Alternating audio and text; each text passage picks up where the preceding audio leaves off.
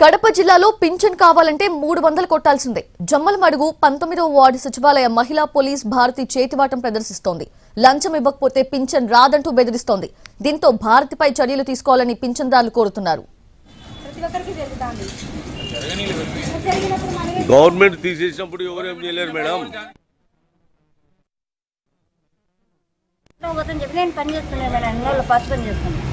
మీ వాళ్ళ దగ్గర 600 డబ్బులు తీసుకుందా?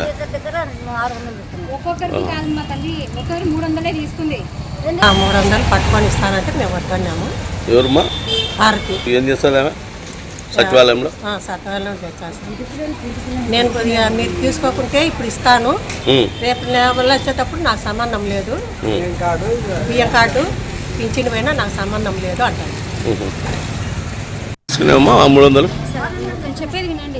మీరు చెప్పండి ముందు, ఎందుకు తీసుకున్నారు 300? అవన్నీ కాదమ్మా, మీరు డబ్బులు ఎందుకు తీసుకున్నారు?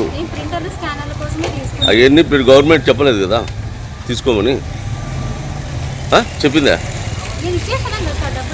అది కాదు మేడం, మీరు తీసుకోవాల్సిన అవసరం లేదు కదా.